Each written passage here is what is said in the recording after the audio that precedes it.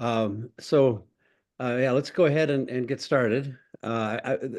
Just a couple of things that I wanted to say at the beginning. One is that Rebecca has very nicely given us, I think, a really beautiful handout, which helps with all of this kind of stuff. I've been trying to figure out how best to keep track of all of the sources and evidence that I have, and this will really help get some of that organized.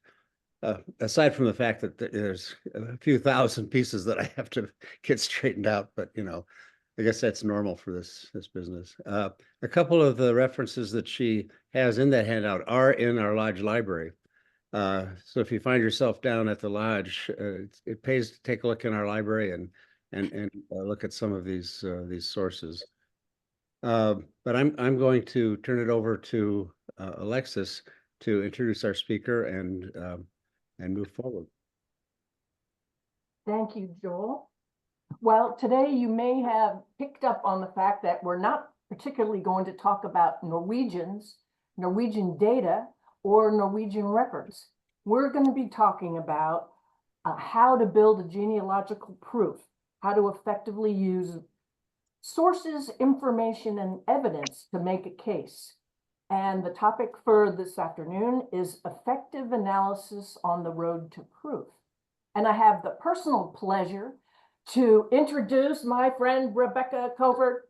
And we've known each other for almost 15 years, maybe? Yeah. Anyway, she is a professional genealogist, a professional genealogical lecturer.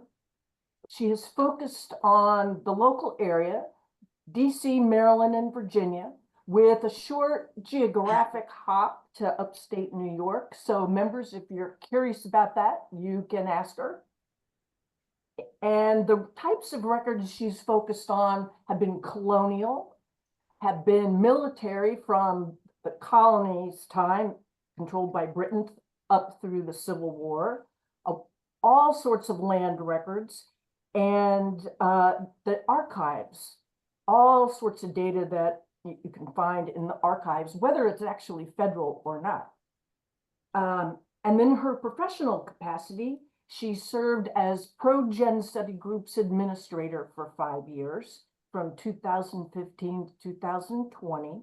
In 2021, she was director of the Genealogical Institute on Federal Records, which was locally here in DC. She recently co-authored a book as part of a series by the National Genealogical Society on research in the states, and her book was concerned with Maryland. As you might think, she's a Marylander. And she just finished 6 years as the executive director for the Board of Certifications for genealogists. Her terms were from 2018 to 2024. She finally has a little bit of time to breathe, and I snagged her. And Rebecca, I'm delighted to see you again, delighted to hear your voice, and welcome to our genealogy interest group. I am so grateful to be invited, and it's an honor to speak, even though I don't do Norwegian genealogy. Let me get my screen up. So I'll ask two things. First of all, if you have a question, do me a favor and hold it to the end for two reasons. One, I might actually answer it in the next slide. And two, I want to make sure that we get through everything before people have other appointments. Also, if you don't mind, I like to see faces. I've been doing these video conferences all through COVID, and the wall just isn't talking back. So love to see your faces, and I pace myself a little bit better that way. Okay. Source information and evidence. What we're going to talk about today is about how we think and what we do with the records that we get, no matter where they come from. So our core concepts today will be to define proof and analysis. We will talk about truly, really understanding the nature. One second. I just lost. Okay. I'm losing some of my screens here. There we go. Okay. We need to understand how integrated sources, information, and evidence are, because I think sometimes when we start looking into the definitions of those, we separate them, but they really are dependent on each other. And we'll have a couple of small case studies and examples, just even though these are examples from the US, they're examples about asking questions and thinking about proof. So let's go on. The Board for Certification of Genealogists has put out this book called Genealogy Standards. It is a book on methodology. That's really what it is. It's a book on thinking and how we treat the records that that we're looking at, and good writing and things like that. And in terms of the idea of proof, Genealogy Standards says, quote, a documented statement, summary, or argument that explains or shows why a conclusion is proved is genealogical proof. Also, a description of a genealogical conclusion that is acceptable because it meets the genealogical proof standard. So, in other words, there really is some kind of process that we have to evaluate what we're doing against. And that process is, or the steps in that process are called the genealogical proof standard. Now, I haven't actually listed these as 1, 2, 3, 4, 5 because we use all of them pretty much at the same time until we get to the end. First of all, we have to understand reasonably exhaustive proof, reasonably exhaustive research. We're going to talk about complete and accurate source citations, thorough analysis and correlation, resolution of conflicting evidence, and bringing all of that together in a soundly written conclusion based on the strongest evidence.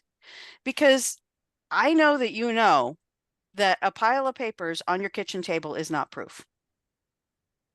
We sometimes we have research that points from one thing to another thing to another thing that shows what our proof is. And we need to write that out. So one of the greatest methodologies that we do for analysis and for proving our point is to have a written conclusion. But as I said, this is not a linear path. This is a path that we use all of these things together to meet a sound conclusion. And again, what we're really looking at is methodology, or the methods by which we analyze, compile, and interpret the records for others when we are trying to show that we've come to a conclusion.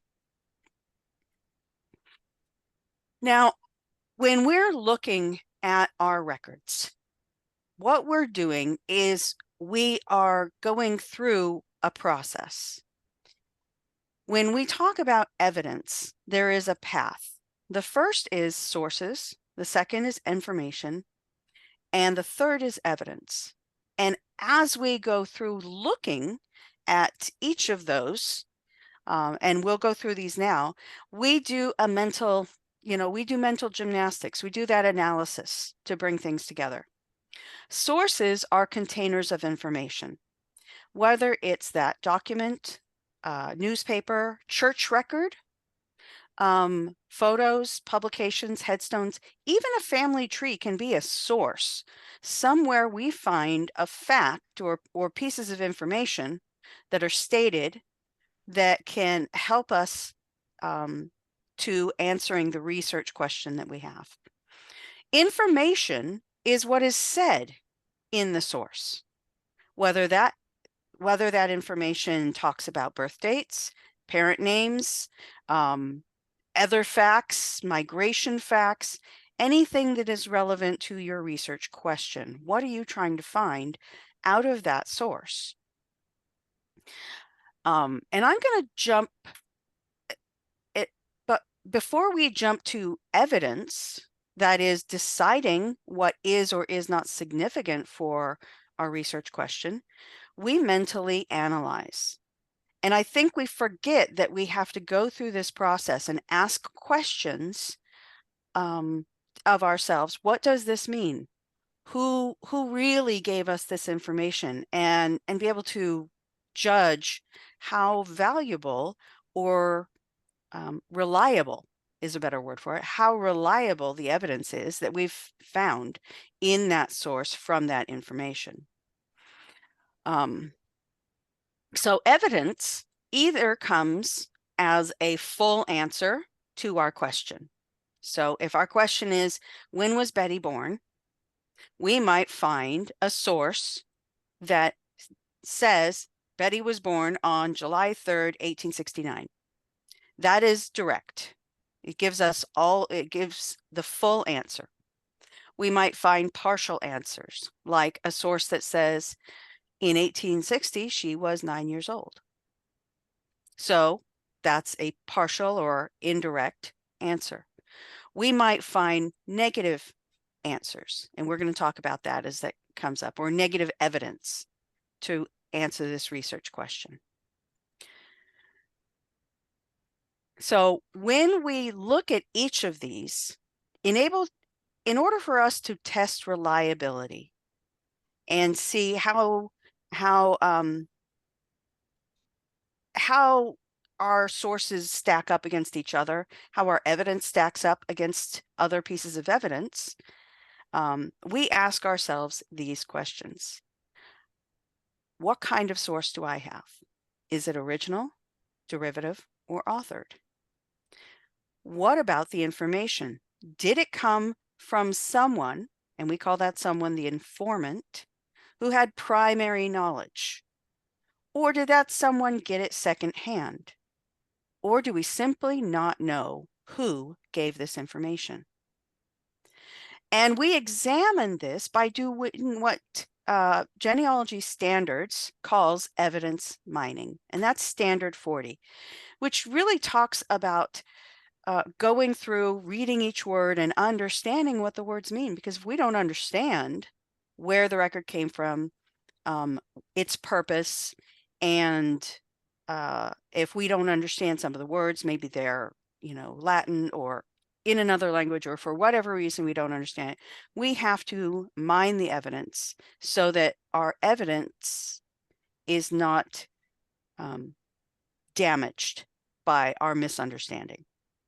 And then when we get to the evidence, we ask ourselves, did the information from this source directly answer the question, indirectly answer the question, or negatively answer the question?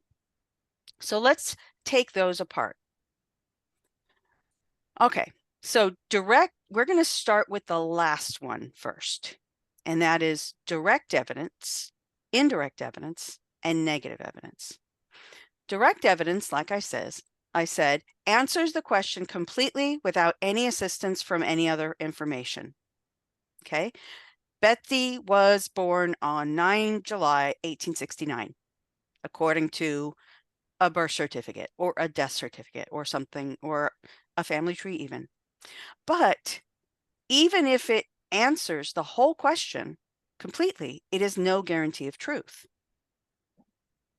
We're just doing our very best as we look at the evidence and the sources and who provided it to evaluate truth. So here's an example that we're going to see.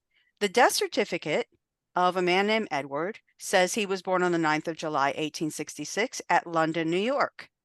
It completely answers the question of when and where he was born. But as we will find out, it may not be completely correct. Indirect evidence is so common, but we don't think about it being indirect because we do the math in our heads. And that's really what we're talking about. Anytime you have to do math, you have to put more than one thing together to come to a conclusion, that's indirect. You take more than one source, a death certificate and a headstone, for example, where the death certificate may say the birth date, but the headstone says the birthplace for some reason. And those two answer a question: when and where was he born? Or things like that. But this is still no guarantee of truth. However, when we find independent sources that confirm other evidence, then together they are less likely to be incorrect. So, for example, a source has no birthplace, has the birthplace that we want, but no author.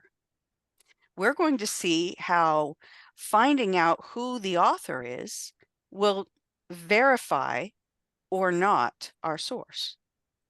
Negative evidence is defined in genealogy standards as a type of evidence arising from an absence of a situation or information in extant records where the information might be expected. That's not the same as I looked in the birth records and I didn't find them. That's not the same. So one of my favorite examples is that I found a family narrative about a certain man who was supposed to be born in 1790 in Richmond, Virginia. So in order to confirm that, it directly said the year he was born and the place he was born. So I went looking for his family and assuming that they would be living there in Richmond, Virginia in 1790. Well, they weren't. I found them in no censuses 10 years before that or 10 years after. I found them in no tax records. I found them in no land records. And in fact, I found them somewhere else during that time. These pieces negate what was said. So it's the absence of information that should be there on a record that does exist. So there were records that could have proved it, but didn't. Now, analysis does not equal separation.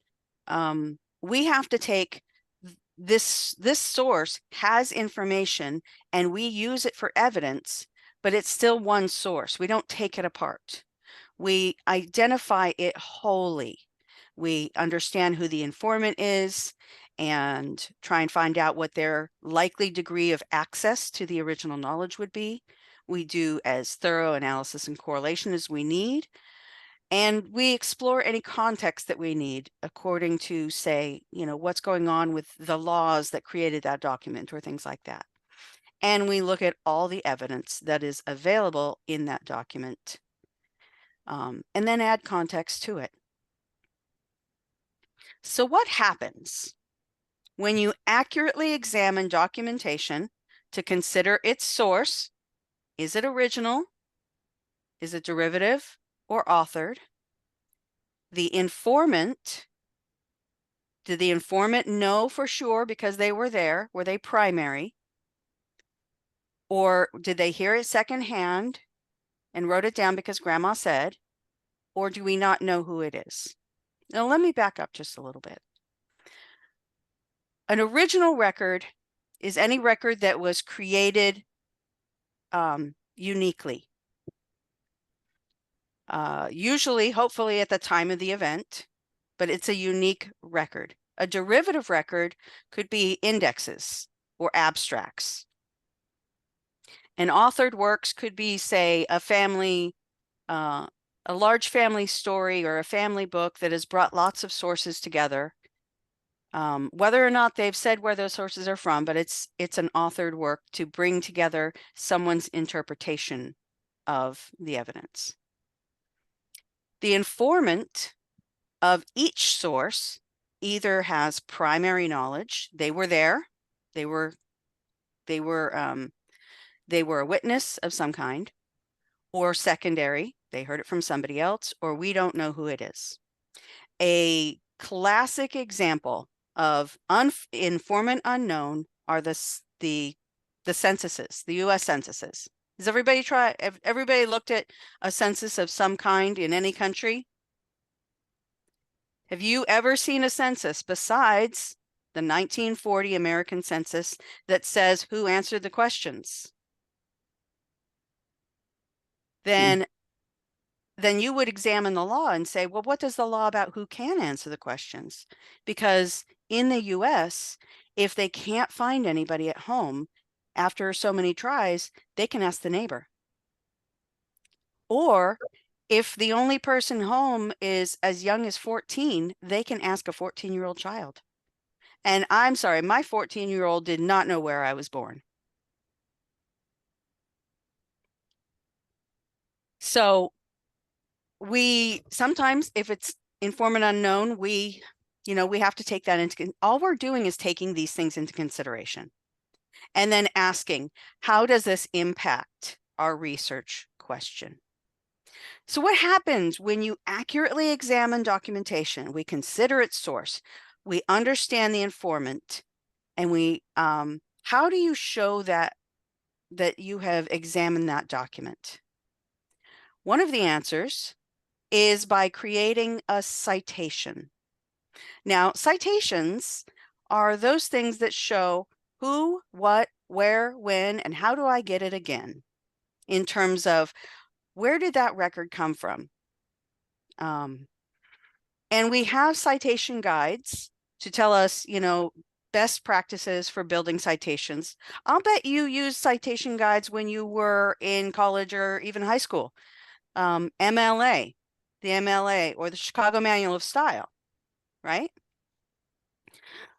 We have citation standards for genealogy that go beyond that, because I don't know anywhere in Chicago Manual of Style that they tell me how to cite a headstone, right?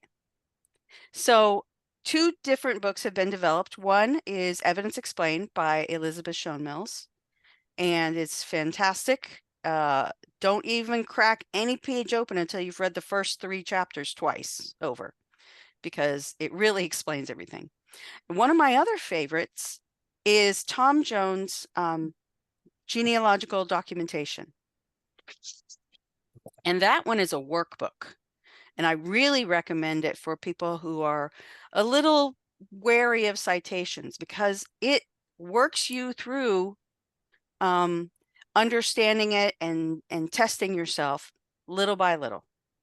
So it's really fun. So let's look at this citation for a family Bible, because what happens here in citations is that we kind of, in most cases, tell our reader or ourselves source, information, evidence, and even how we're examining it. So let's look. Our source is this particular page for the James Kennecott Whitman Family Bible, and where this came from and when it was produced, for example. And of course, where it is now, where it can be found now. I've had it since 2006. Yay me. Okay, information. Information tells us more about where it came from, its provenance in this case, because this has been passed down from generation to generation. But I note right there towards the top, these are handwritten entries, apparently by multiple contributors, no identified informants, and it's circa 1850 to 1932. Well, that's really helpful, isn't it? Because if somebody's looking at just one of these pages, I can let them know, a little bit more about the whole of the source. That's part of the examination itself. And part of the evidence is also where I got it from. I received this from somebody who gave it to somebody who gave it to my grandfather, who gave it to me. And so in this case, we don't have a research question, but I'm using this as an example of how powerful our citations can be. So let's look at the case study, The Birthplace of Edward Newton Villette Whitman. It seemed like a very, very simple question. Where was Edward born? Edward Newton Villette Whitman is my great-grandfather.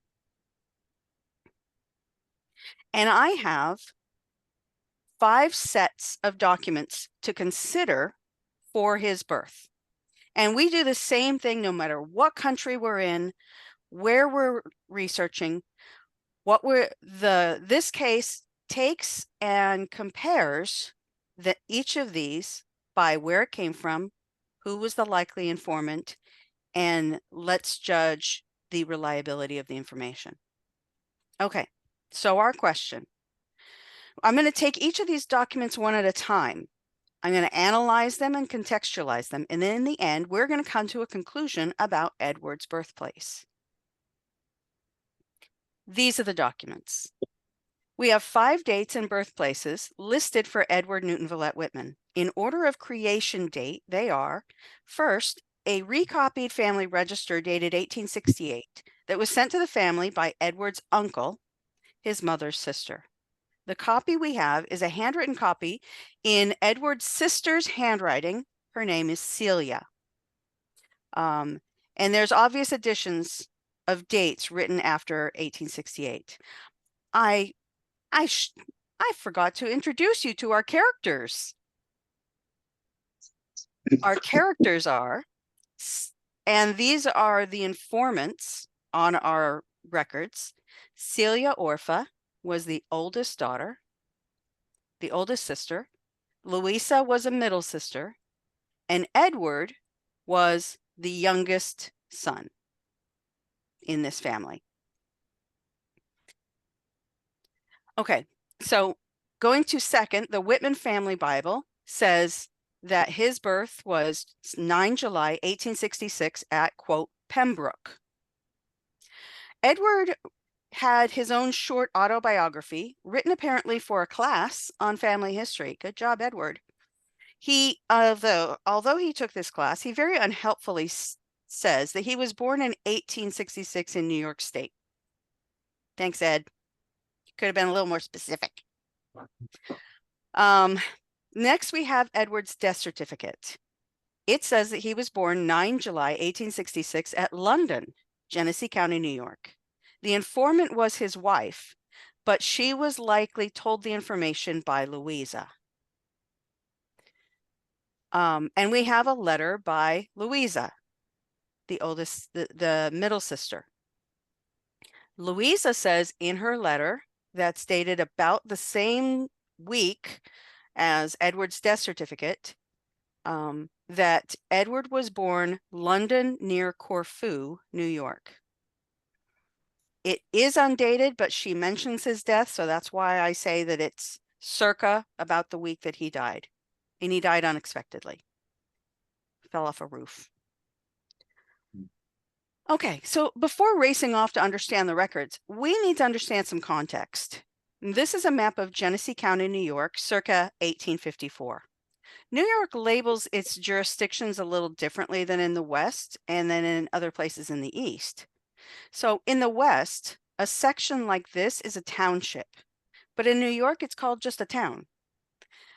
This rectangular section is the town of Pembroke.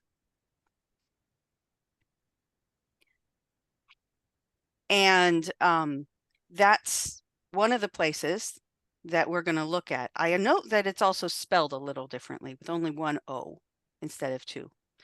I'm not so worried about spellings. Within towns in New York are autonomous incorporated villages, cities, plus unincorporated hamlets and communities. Pembroke is the larger town. One village is Corfu, listed here, also known apparently as Long's Corners. And there's a village east called Pembroke. So that's not confusing at all. Do they do that in the Netherlands? Everything's named the same? Okay, probably. It's like here where everything's named Washington or York. You just can't get away from it. Springfield. Really? Do we all have to have a Springfield everywhere? Okay, so I contacted the county historian, and there's never, ever, ever, ever been a place called London near here. There is a Linden to the south, and that's near where Edward's father was born in Avon, Livingston County. No place named London. So we're done, right? Everybody go home. No, of course not. Of course not. Are Corfu and Pembroke one and the same? Should East Pembroke be considered? For this exercise, we're going to look just a little bit more closely. And we'll start by looking at the letter. We're going to start from the back going forward. We're going to look at the letter by Sister Louisa. Okay, Louisa is the middle sister. Now, this is what I do I'm showing you what I do in my head. I don't usually make charts like this unless I'm really confused, which happens. But I just want to show you the process. First of all, is this source original, or is it authored?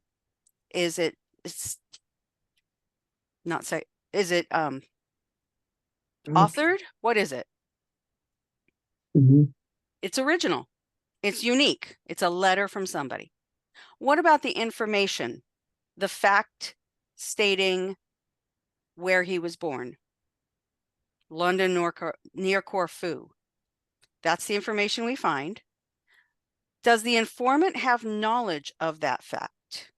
Well, yes, it's probably primary because she was 7 years old when Edward was born, and the family moved away from that area when she was 10 years old. So what about our evidence? It's direct. So our analysis is, because it fully answers the question, where was he born? London near Corfu.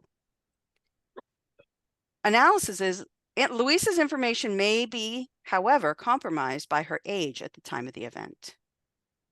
She's only 7, so we just have to take that into consideration, even though she was at the event. Let's look at the death certificate. When we look at things that also could be impacted by other sources, we think about the idea of evidence independence. Where did they get the information that they put in here? Because sometimes information items could be related. For example, the letter could have contributed to the information in this death certificate. The source is original. The information is the same, London, New York, that we got from Louisa. The informant is secondary because it was actually the daughter, not the wife, I apologize. It was the daughter of the deceased who is named as filling out the information for the death certificate. So she wasn't at his birth. The evidence is direct. It answers the question fully. But what kind of analysis are you thinking? How are we weighing it? We have to think about evidence independence and whether or not this information came from somewhere else, especially since the secondary informant had to get it from somewhere. So I think this is a consideration of Louisa in that first. I think the two are not independent of each other for this one. The map. I didn't have the map in my 5, but this is just to remind us that we can't forget about the area and what's going on and contextualizing geography as part of our answers. And since my question is a question of where, I have to look into the geography of the area. So let's examine, for example, this map. What kind of source is this? It's original. It was created at the time of its own time in 1854. The information gives us the location of relevant towns and villages. We're assuming that the map maker was there at the time to create this map. What kind of evidence does it have to our research question? It's indirect. It may help us to understand more about what's Pembroke. or there is no London in Genesee County, because this is just a piece of the whole of Genesee County and there's no London. So that's part of our indirect evidence. The analysis is that we are using this for context to understand the geographic area. Background information may include concepts from economics, ethnic studies, genetics, geography, government, history, law, religion, sociology, and other fields that may impact how your records were created or what was going on at the time the record was created. And that's standard 64 in genealogy standards. So we go back to the siblings, because I'd like to show you how I got the family Bible. As I said, Celia is the oldest sister. She's sitting there in the middle. Louisa is standing to the back, and Edward is the youngest brother. Oh, sorry, he's not the youngest brother. He's the second youngest brother. I forgot about James. Okay, but this is how the Bible came to me. Its provenance. It was handed from James Kennicott Whitman to his older daughter. She handed it to Edward Newton Villette Whitman, who was to give it to John, my grandfather. But my grandfather died very early when he was only like 23. So instead, it was given over to John's oldest sister, who gave it to her oldest son. He intended to give it to my father, but they decided to give it to me instead. Provenance, especially for family items, is very important for understanding the reliability of any of the things that we are looking at. Okay, so let's examine our family Bible here. Our source is the page that has the information on it, and it is original. The information has the birth date, but no birthplace. The informant is undetermined. We don't know who wrote it. The information is direct partial because it answered the question of the birth date, but not the birthplace. This is solid evidence held by family, and it's written probably by members of the family at unknown times. So we just have to have that in consideration. So you see that this page is a mess, right? It's a wreck. That's pages that we want for family Bibles. We want it to have been used over time. Maybe not people crossed off, that means somebody was angry. But we can see that this has been used since its inception, when it was given to them at their wedding, or they obtained it after their wedding. But we see that it's been used by multiple people over the years. But as I flip through, I also see that there are other pages. So we have to be pragmatic about what we're really looking at. This is another page, a second page that has the same information, births and deaths. But this is all written in one handwriting. Somebody wanted to clean it up. They had an extra page. They said, that's a mess. I'm going to write it out a little bit differently. And they put more information in there. So let's look at the second page. It's original. The information for his birthplace is the town of Pembroke, Genesee County, New York. We still don't know who the informant is because they didn't sign the darn thing. And the evidence is direct. But this is written by one hand in a single pen. And until we know who that is, we can't figure out how to weigh this evidence. I mean, for all I know, it was like Edward's daughter later who got a hold of it. I don't know when this happened. So who's our mystery writer? I happen to have handwriting samples from Louisa, Edward, and Celia. Here's Louisa's handwriting. All right, get a load of that. Let me see some yes, no. Do you think that Louisa was the writer? I can't see it. Okay, what about No. this? This is Celia's writing. That's closer. It's, Mhm. yeah. The W's. Look at the W's, look at the J's. Yeah. I don't think the J's are the same. The J's in the These are original are good. pointed. Look at Um, the Z in Elizabeth. That's, I think this is the same. yeah. And I have several examples of her handwriting over time. So given that people's handwriting does change over time, and comparing it with the other siblings, of all the siblings, I believe that Celia is the writer.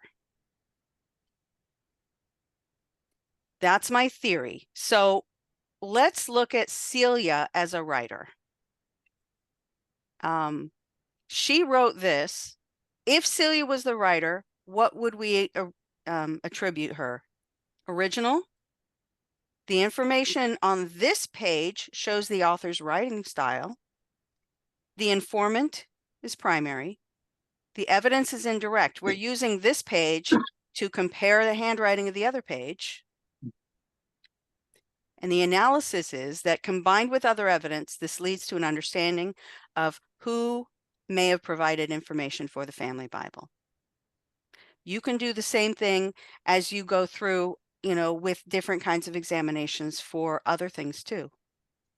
Some things like, well, I'm going to examine the church minutes to see who the pastor was at that time. And then I'll know which pastor wrote in the in the church record for my ancestors' christening. Okay, so now we get to the last record. The oldest record is also in Celia's handwriting, but she notes that it was copied from a letter given to her mother from information in a brother's family register, which was written in 1868, just 2 years after Edward's birth. So we're looking at Celia copying Edward's brother's record. If we assume that this record was transcribed correctly, it shows July 9th, 1866, the town of Pembroke, Genesee County, New York, 2 miles northwest of Corfu. So we've seen Corfu before, and we've seen Pembroke before. The source is derivative because it's a transcription. The information is town of Pembroke, Genesee County, New York, 2 miles northwest of Corfu. That's pretty darn specific, but specificity doesn't mean guarantee, isn't a guarantee. The informant's knowledge would be secondary. That is, if we are evaluating the uncle as the informant instead of Celia, we don't know if he was present at the birth. And in fact, I researched and he wasn't. He was out of state. As it happens, the Whitmans moved right next door to him by 1860. So they could have at that time told him about when new baby was born and why, or where. And he put it in his own record. So I know that they were living near each other shortly after this birth, but it's still secondary. The evidence is direct. It answers the question fully. The analysis is that this is from the mother's brother's family register. We don't know if he was at the birth. It's unlikely. He lived in Illinois by 1860. But it is also a representation of the very earliest record taken close to the time of the event. So now what do we need to do? Well, I think we can rule out Edward's biography and the death certificate. Rule out Edward's biography because it doesn't actually give us more information than New York. and rule out the death certificate because I think that it is a copy of the same information provided by Louisa. So now to what we do is we go back to our map again. This is the 1854 map superimposed over Google Earth. And we see the town of Pembroke and villages of the town Pembroke, the big square, and the villages of Pembroke and Corfu.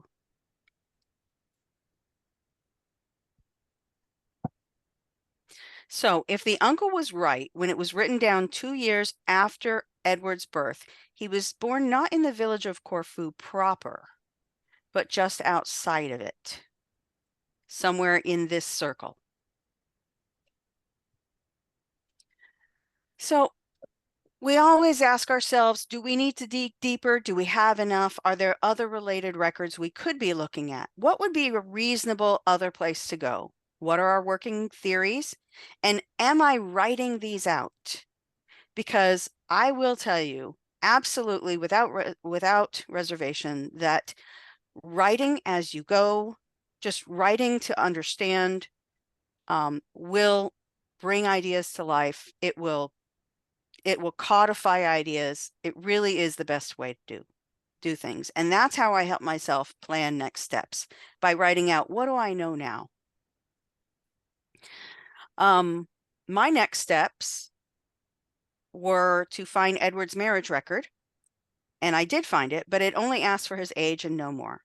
I next tried deeds and mortgages to see if Edward's land, if I could find Edward's parents living at a particular time where they were living during his birth.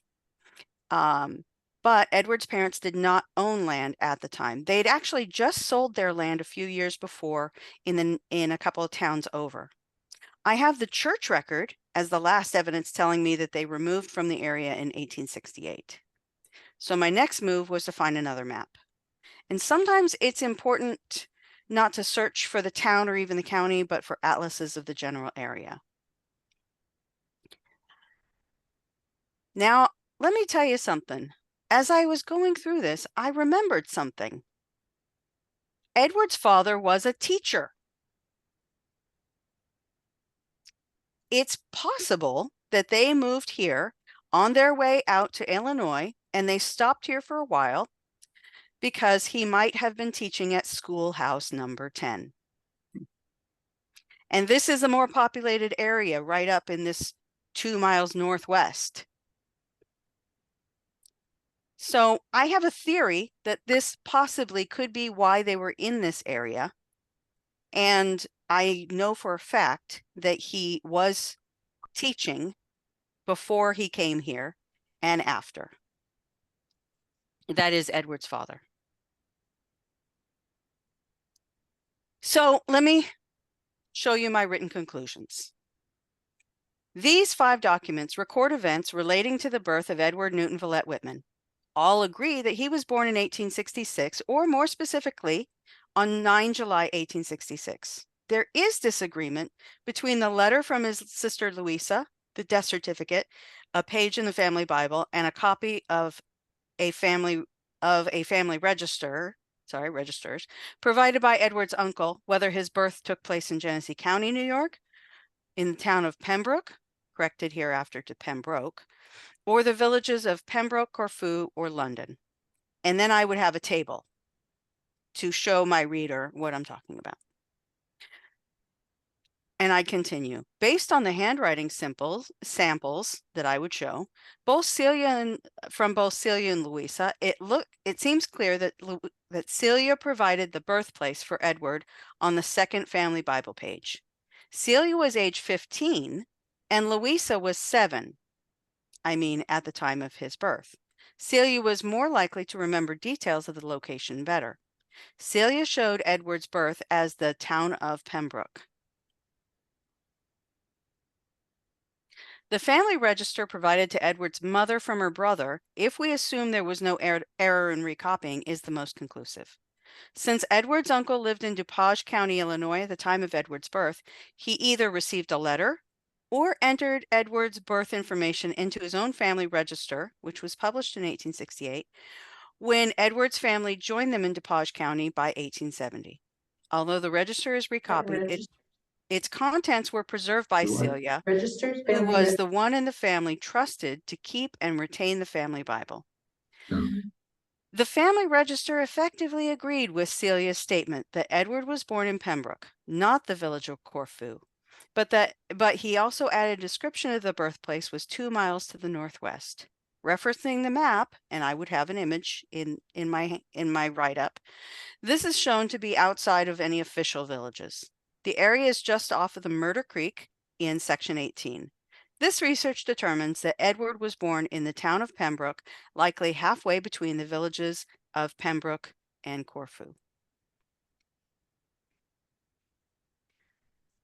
In summary, what we do in our head with the resources that we find is a very, very important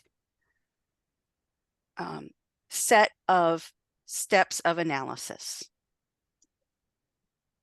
When we take each of the records and we compare them, contrast them, and also put them in their own place and time, we can get a much, much better view of what's going on for our research question, and even sometimes what other research we could be doing.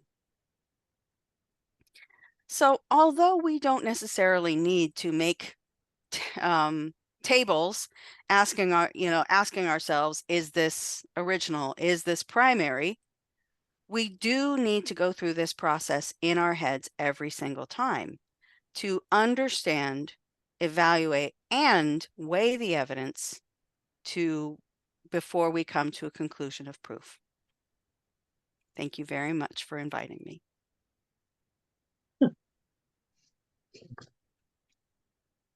So, do we have questions for Rebecca?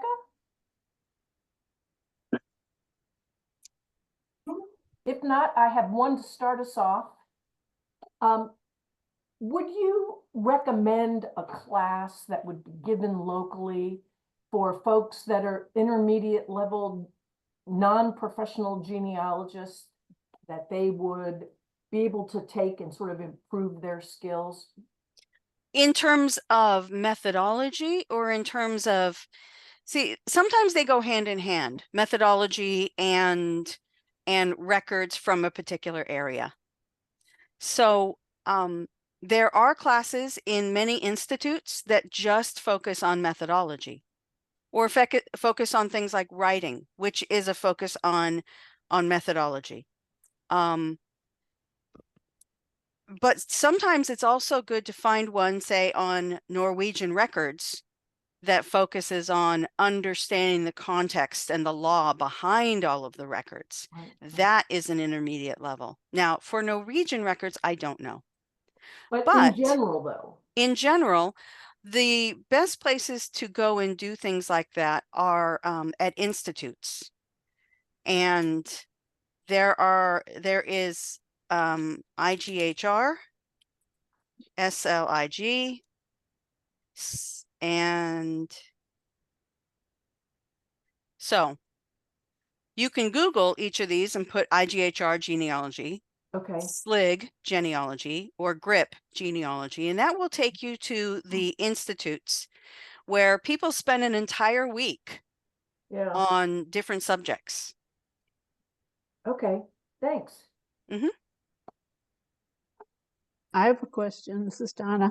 Hi, Donna. What do you do when you can't resolve something? I have a situation in my Swedish records, which is not uncommon, and that is then when a second child was born after another child died, they would give him the same name. But I think they may have done it in this case if the other child was sickly. And it looks like the earlier child survived and the later one did not, but there are no records to prove any of that. How do you annotate that in your proof? That is interesting. So you have two children of the same name who survived in a single household. Well, yes, but one did eventually die. as a child, but I Mhm. think it's the older one, I mean, the younger one and not the older one. Well, if you have a theory about that, I would investigate books that talk about Norwegian naming practices. Find out and quote from those. Do a write-up, show when you found the different records, and then quote some resources that talk about naming patterns in that particular area. But at some point, you just have to say this cannot be resolved. Well, you might be able to say that, and but I don't know, because it's not something I've run up against. I've run into Johns and Jonathans in the same family, A because lot- Yeah, no, apparently it's very that's common. allowed. It's very common in Swedish Sure. records that if the one child dies, Mhm. then the next time the child of the same gender is born, they give them the name of the child who died. But in this Sometimes, case, I think both were overlapping alive, but they must have thought the older one was going to die. And then I think that didn't happen, and the younger one died. okay, so I would write it up as the proof there is no proof until you do a write-up Mhm. to walk through all of the things to show that the other child died. And one of the problems in what we might call original records, the birth records, there are no birth certificates, but No. the births are recorded in the church. And I think Yeah. that's probably true of Denmark and Norway and Sweden. Mhm. Sometimes the priest or who's ever filling out the form makes a mistake. He calls the wife by the wrong name. He gives him the wrong last name. He gives the kid the wrong name. And you can tell from other records that has happened. And that's So- why a pile of records isn't proof. That's why we have to do at least a short write-up to explain, in this case, the priest wrote this wrong. And in source in source B, C, D, we can see that that was actually incorrect. Okay. Yes, because luckily in Yeah. Swedish records anyway, there's an annual census, you might say. Yes. The priest had to visit the farm or the Mhm. village, the home every year. And so you get a lot of entries for a person over But time. if you're waiting for another record that's going to say absolutely, hey, guess what? He didn't die yet. It's probably not going to happen. You have indirect proof. And the only way to come to a conclusion with indirect proof is to write it up. Okay. This- Donna, have you seen what I have observed in Norwegian records and some Danish records where the firstborn of the same name acquires a moniker like the elder, Mhm. and the secondborn gets the moniker the younger? We And don't that's get how that very often much they're in Swedish. No, I described haven't seen that records. in Swedish, but I know that it might happen once in a while, but not very common. It's actually relatively common, I think, in Norwegian records. Yeah. That's good. That would be convenient. And I have one case where I know that he didn't die, but I think he came to America. And so they decided they needed another one with the same name. Yeah.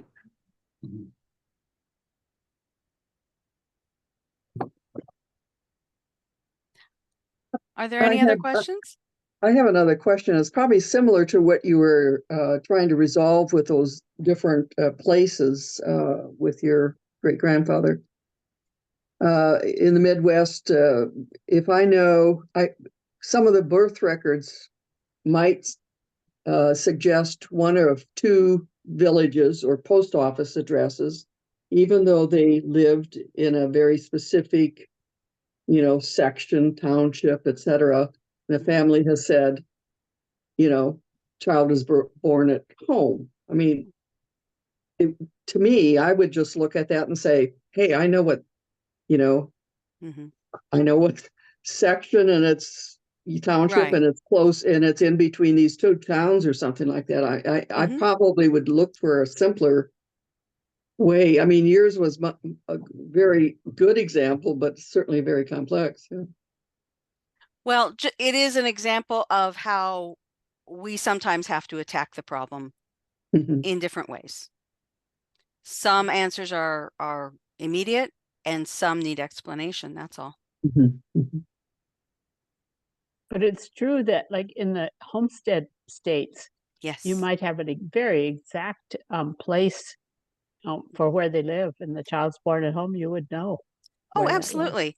If you can narrow that down, and even better if you know the sales states of Mhm. the home, or goodness forbid they should actually fill out a homestead record and the kid's actually listed in there or something. That'd be great.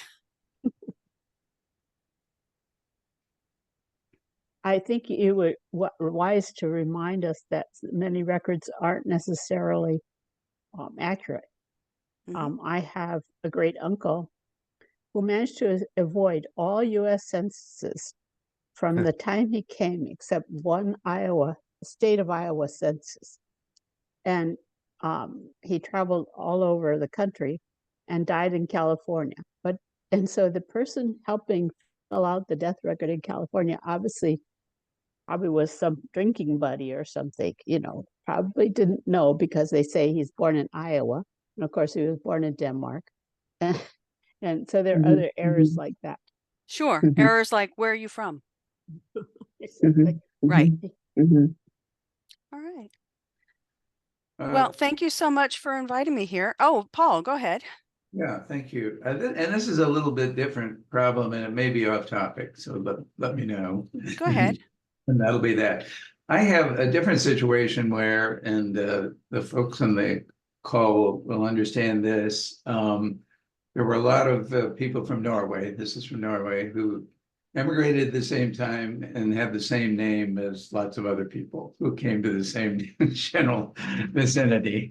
And so I had hired a genealogist. Well, I didn't hire him actually. He worked for a group that I belonged to, and he did a very nice job of making, I think, a very excellent determination as to which this guy's name was Tostin Thompson when he finally landed here and he anglicized his name. He sort of, I thought, did a good job of pinpointing which particular Tostin Thompson this guy was. Well, then, so I'm, entering this on Ancestry, and then out of the blue, I get a message through Ancestry from some guy in Norway who has seen my family tree and is absolutely convinced that no, this Tostin Thompson was in his line, a different part of Norway. And the only thing I can think of to do to try to verify this might be, in this day and age, maybe DNA or something.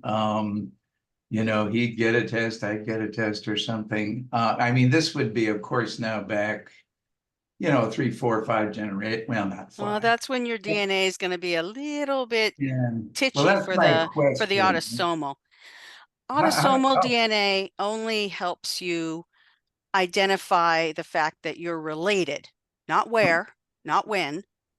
And it's really only good up to 4 generations, maybe 5. Okay. Now, Good. if you are both males on the same line, where it's male, male, male, male, male, and no no, it was mom's line anywhere, and you're both Tomlinsons or whatever it was, then I would suggest you both take a Y-DNA test, which will be much more conclusive. Oh, okay. And those only will show the male, male line. Rebecca, what about immigration records? Paul, might Well, I haven't you seen have the a record that research that was already done, so I gives didn't the want to. county that he's from that could disprove the Yeah, message you got from Norway?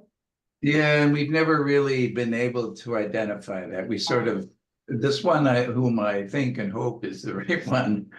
I mean, at some point he landed in Dane County, Wisconsin, and then we have some record of them, but there's no record of his arrival or anything. He's just there. When would he come? 1857. Oh, And there he meets, Got this it. Southern Norwegian woman when they get married and live happily ever after.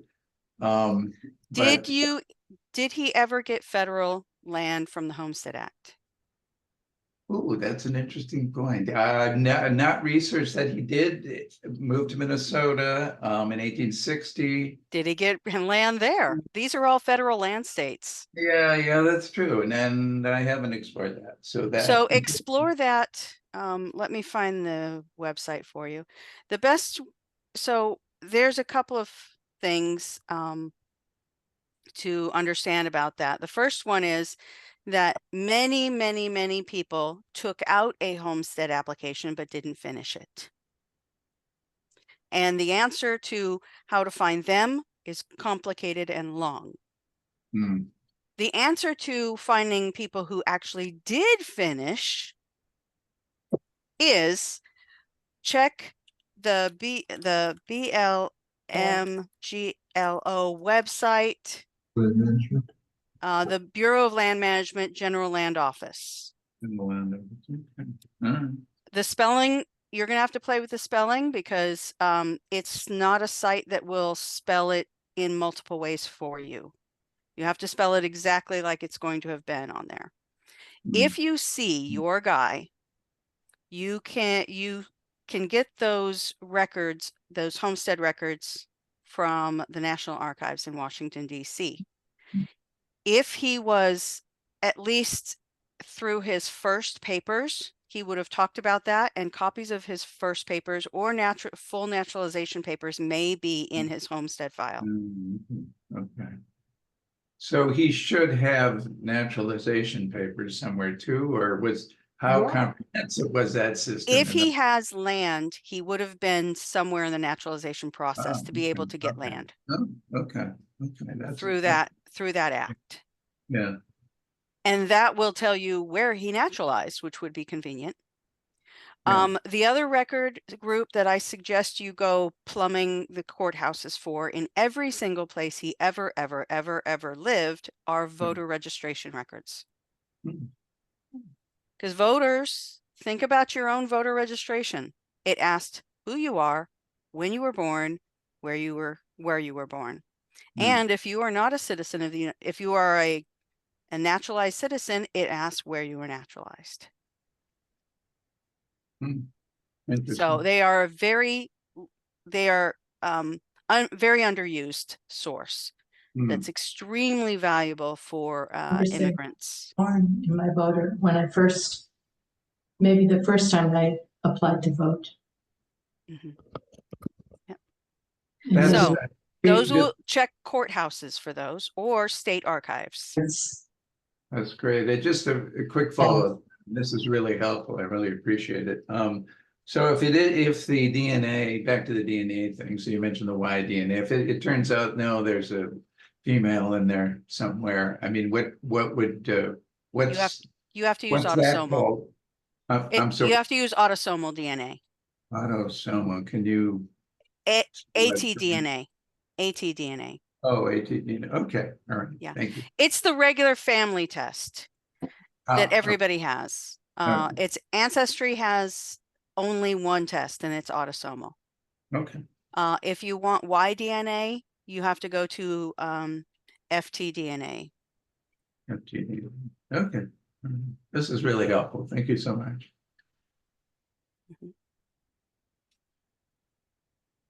Any other questions for Rebecca? All right. Well, thank you very much for joining us this afternoon. Thank you. Thank you. Yeah. Alexis, give me a call later. Okay. All right. Bye now. Bye. Thank you. Thank you. your phone is plugged in here.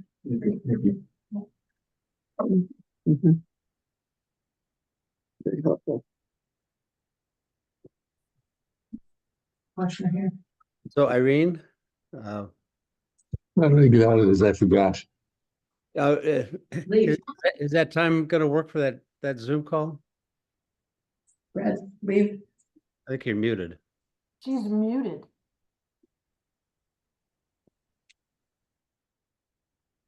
Yes, I think so.